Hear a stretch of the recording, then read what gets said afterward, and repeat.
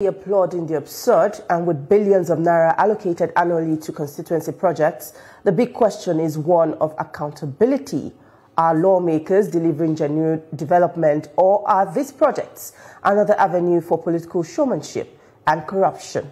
As Nigerians demand transparency, experts say that citizens must play a more active role in tracking these projects, asking questions, verifying progress, and holding representatives accountable. Now, in holding representatives accountable, let's take a look at this analysis done by TVC News On. Is a project nominated by predominantly legislatures, federal legislatures, as we are considering now. It can also apply in states or local government, but it's a project that are usually nominated by them. It is funded through the budget, particularly tied to budgets of certain MDAs that are connected to whatever project that is. But what we have seen over time is that some of these projects are dumped even in MDAs where they have no relationship with. We may find out more of this as we progress and understand it more. What is also worrisome is that the MDAs in most cases are not aware that those projects are actually existing in their budget until they get the document back to them. Now, let's look at 2025 budget. The largest part of the 2025 budget is made up of the capital expenditure, which is 23.96 trillion naira. This is the total. The total is 56.99 trillion, the total budget for the year, which capital expenditure is 23.96, followed by debt servicing 14.32, and then recurrent expenditure 13.64, while statutory transfer takes 3.65 trillion. But look at this place. This is where it gets more interesting. The total budget of 54.99 trillion. Out of this, constituency projects is taking 6.93 trillion, which is 12.6% of this total budget. Remember that these projects are tied to the capital expenditure. So this is taken out of this, and 6.93 trillion is about 30% of the total capital expenditure project capital expenditure as budgeted in the 2025 budget. In the constituency project for the year that we have in the budget this year is about 11,122 projects. I said earlier, and I want to repeat before I proceed, that most of those projects are unknown, even to the MDAs, to the ministries, departments, and agencies to which the projects are attached to. We'll find out more about this. But before we proceed, there was an analysis done by Budget. We all know about Budget, where they listed out the total of projects tied to different ministries and agencies and the amount. And the breakdown is a bit staggering. However, it is important for everyone to understand. Well, that's the analysis there from our head of news operations, Uzona Onoye. You can still access more of that analysis on our online platform on YouTube. But to help us bring clarity to some of these issues raised in that excerpt, we have in the studio the Deputy Whip of the Senate, Senator Onyekachi Nwebonyi, and he joins us live in our studio this morning. Good morning, Senator. Thank you, my dear sister. Good You're morning, welcome. Nigerians. Thank you. Well, why do Nigerians believe constituency projects are just another name for corruption? A lot of people are skeptical about these projects, saying that they rarely see them completed or even started to begin with. Why is there such a trust gap between, the leaders and the people themselves? Well, thank you so very much for this yet another opportunity for me to clarify some of these issues surrounding the constituency projects being ascribed to National Assembly members. First and foremost, I want to submit that constituency projects are real, they are desirable, and they are also sustainable. Because, when people are not informed, they will be de-informed, and they will be parading falsehood. And that is why I'm here this morning to clear the coast on the importance of a constituency project.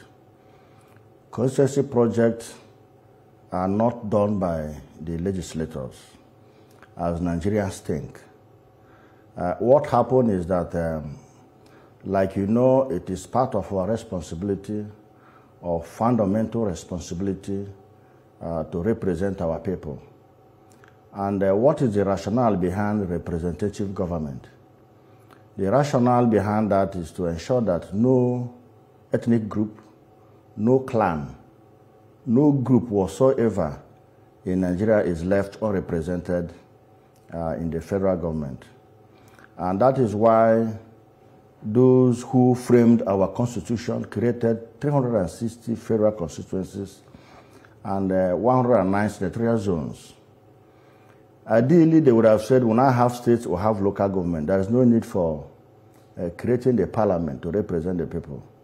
But they saw that for us to work together as a people and for the people to feel the impact of government, particularly some of the minority groups who may not sell their head at state level or at the federal government level. So these representative positions brings an opportunity for such people to be represented. And what is the rationale behind it? To ensure even development, to bridge the gap of development between where the eyes of federal and state government gets to, likewise the state government, the local government. For example, I come from a community called Mbeke Isheke. Mbeke Isheke is the border community between Nwebonyi, Benue, and Cross River State. In most cases, the presence of federal government doesn't get to Mbeke Isheke.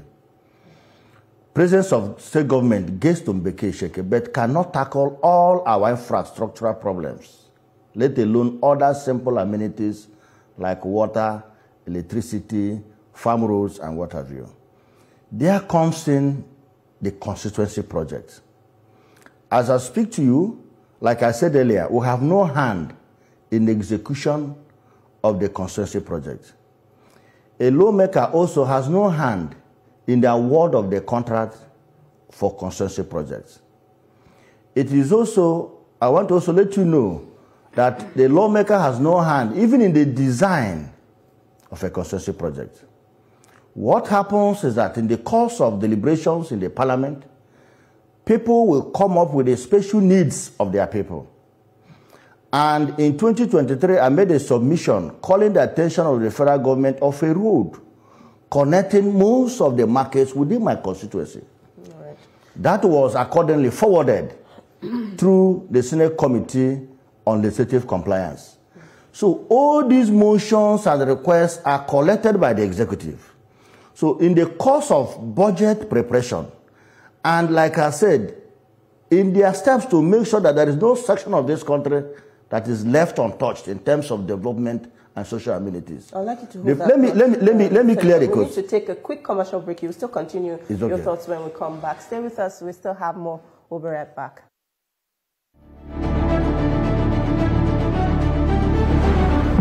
Thank you for staying with us. You're still watching FCT Brief, and we still have with us in our studio the Deputy Whip of the Senate, Senator Nwebonyi. We're still discussing accountability on constituency projects. Now, distinguished, you were saying something before we went on the break. You would like to wrap up that? Yes, thank you so very much for this opportunity. I was saying that as against the impression Nigerians are having, and in fact the general public, that lawmakers nominate and execute constituency projects. That is far from the truth. We have no hand in the execution of the contract. We have no hand in the award of the contract. What we are after is that the needs of the people that we represent are channeled through our arguments via motions in the plenary, which at the end of the year are collated and forwarded to the executive through the Senate Committee on Legislative Compliance. All these needs of the people are gathered together and forwarded to the budget office. This is where the needs of a Nwebonyi senatorial zone is reflected. And the federal government can only give what they can assess.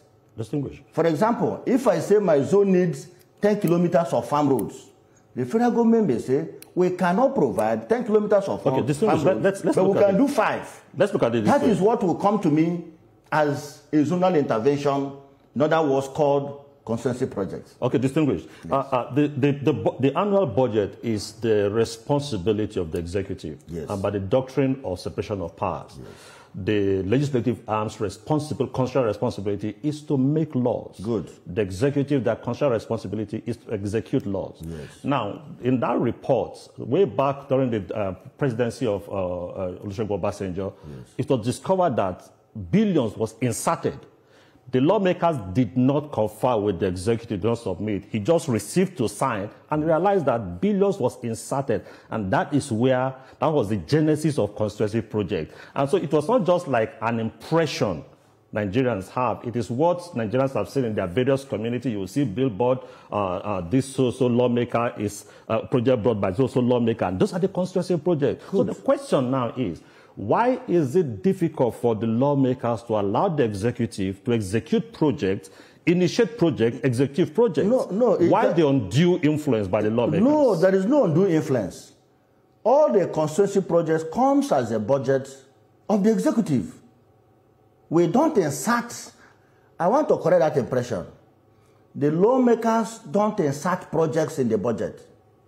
And if you say there is one, yeah, during Obasanjo's time, during that was a speculation. It was not. He refused to sign. It was not confirmed.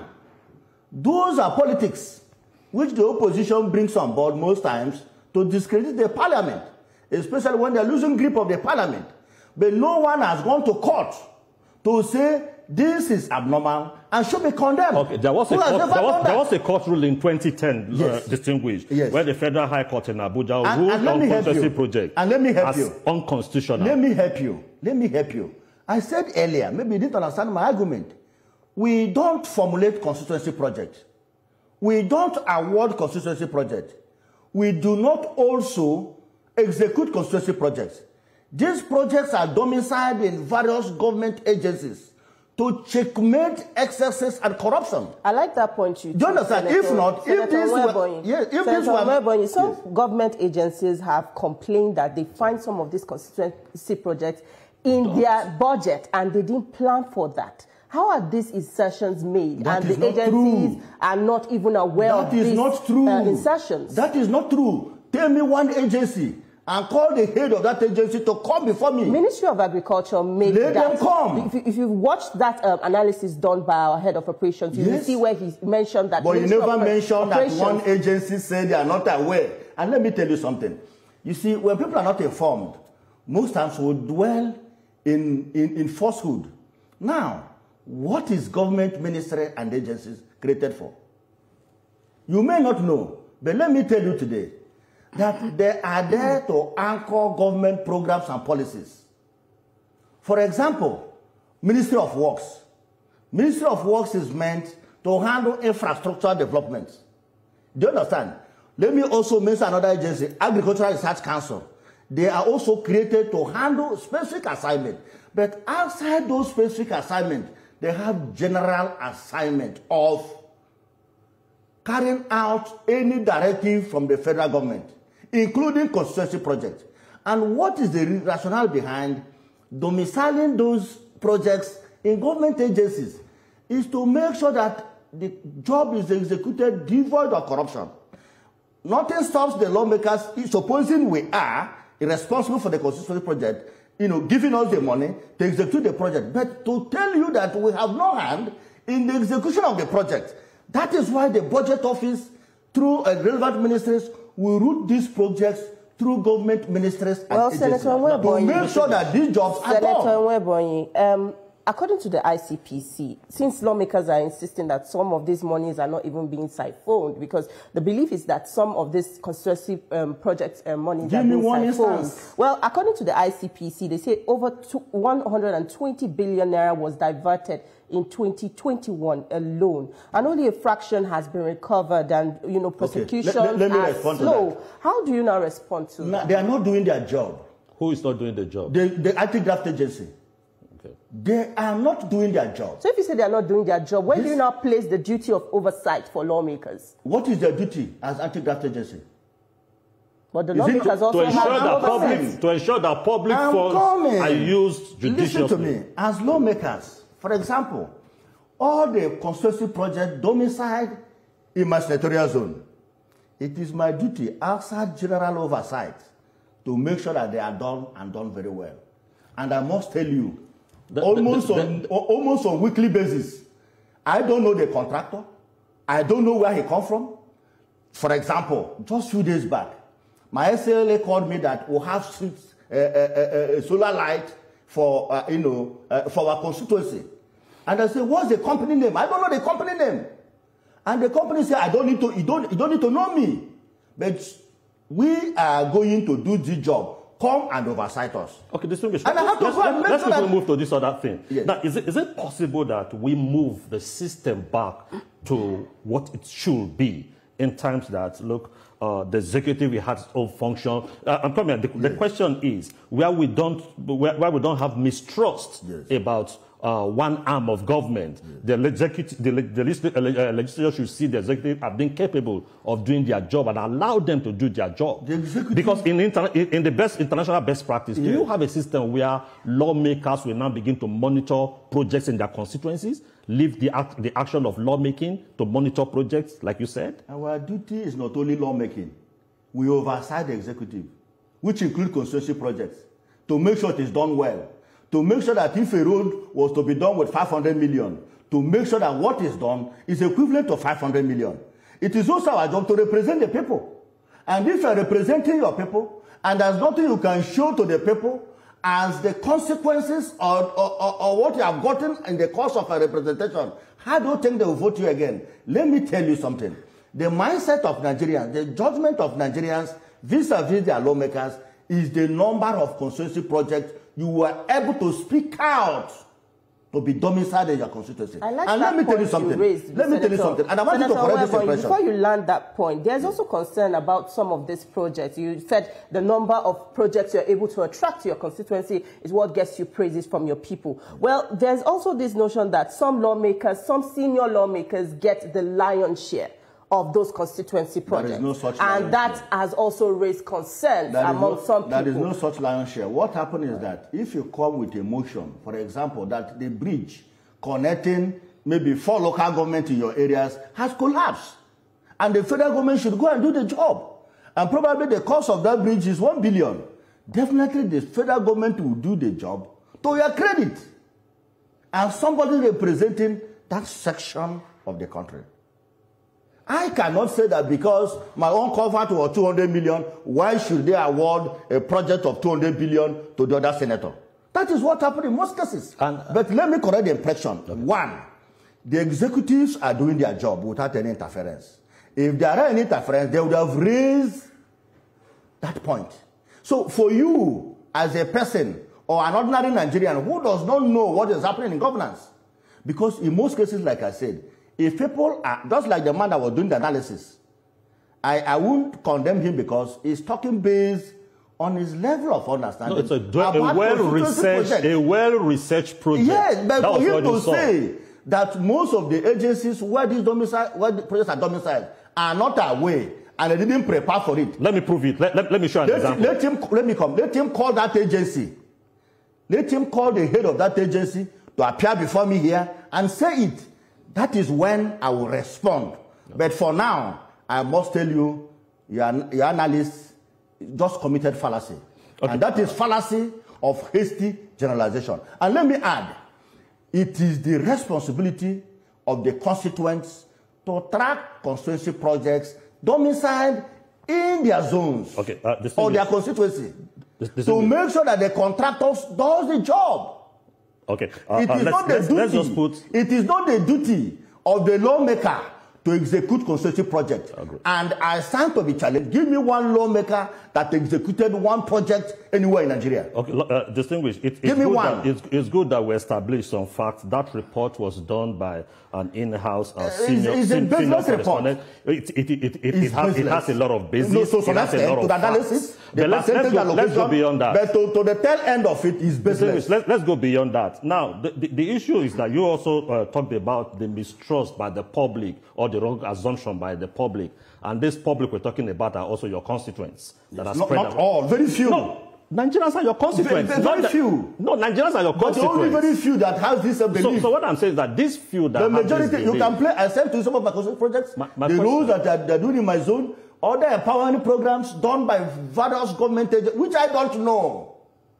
I don't know. My question is, this few that you talked about, is it not possible that you address the fears they have? Because some of these fears is because of quality of projects delivered at the end of the day, and what is said to be delivered, they don't see it, and all this to call stuff. the attention of anti-graft agency to any constituency project that is done in a shabby way, and not to condemn constituency projects because you are not there, or you contested the election and you lost.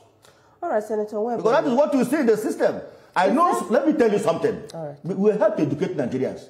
I know of some ministers that kicked against constituency projects because they left senatorial elections.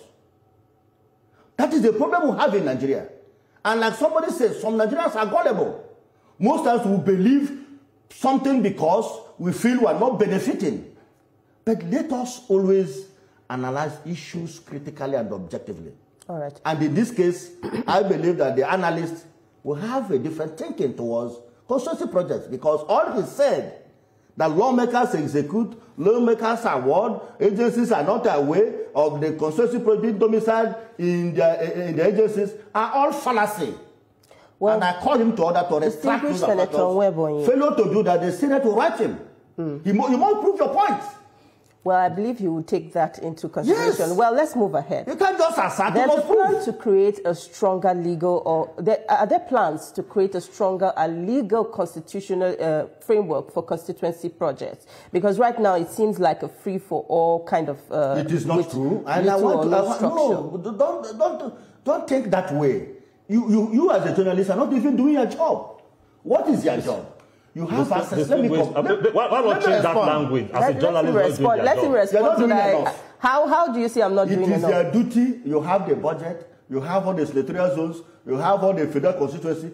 It is your duty as TVC analyst to pick a project of one senator, go to his senatorial zone, go and find out whether these projects are actually implemented or exist on the paper. But we do that. Let me see one. Part of our oversight, is what we have just done. Tell me one. I want you to mention one. Let me mention one. But the question now is the awareness of some of these agencies that these constituency projects are routed through. The question now is, are they aware of it? Some of them are complaining they are not aware of it. That's what we're debating here. Which agency?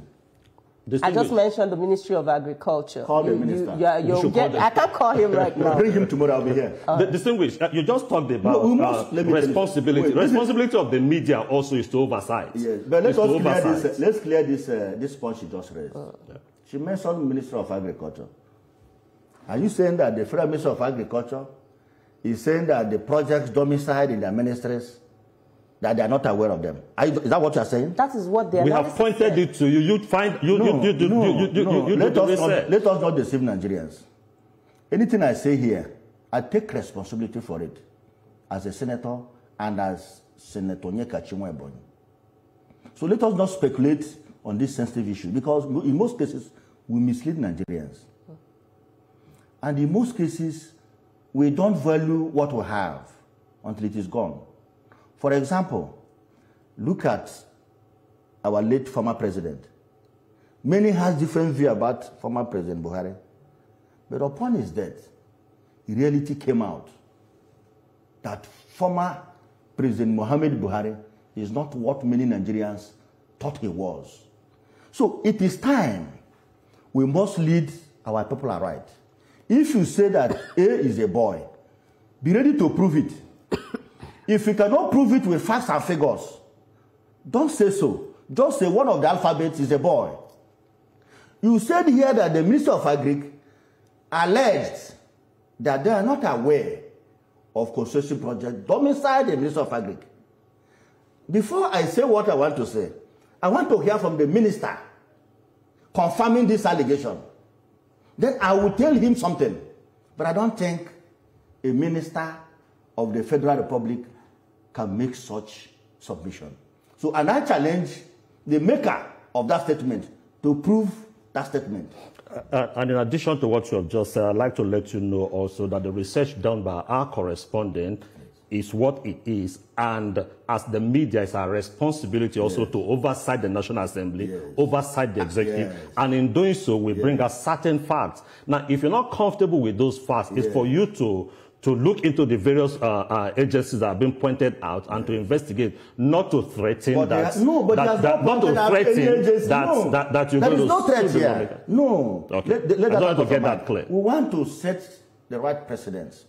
We want to guide Nigerians. We want to guide the government. I also want to be guided. And that is why I listen to that program. I listen to all your programs. I like criticisms. I'm a party man. I'm a Democrat. And you must listen to criticisms. Because from there, you correct their wrongs. You make sure that what you are doing is in line with the needs of the people. And that is why I'm here, to make this clarification. One, that constituency projects are not executed by lawmakers. In fact, constituency projects, lawmakers do not nominate contractors. We don't participate in the design. Our interest is that the farm road connecting my farm area and the markets within my zone should at least be graded. Let people know that they have somebody in government. Let those local markets that people come around in the night to buy vegetable and garri, let there be solar light, so that there be security. Right. In those communities where there is no pipe-borne water, at least let's give them borehole to start with. Borehole may not be the most potable water, but at least we can provide borehole water. These are things we do. More so, most of the communities that you need covers to connect one village to the other, you don't expect Federal Ministry of Works to come and start doing covers. That is where constituency project comes in. We have to leave the conversation right here. But and I want to invite you. I really enjoy I want to invite you to my constituency. I will take you around. I will take you up on that invitation. I will show you most right of the constituency projects done in my credit, but unfortunately, I do not know the contractors. He did. All right. Thank you so much for your time with us on the program, Senator Nwebonyi. It's a pleasure speaking with you this morning. Thank you. And I did not indict you, please. And I didn't threaten you. Okay. All right. Well, that's where we'll leave our conversation this morning. We hope that you enjoyed it as much as we did. We will now hand you over to Lagos, where Veronica and the rest of the team are standing by to continue with the rest of the show.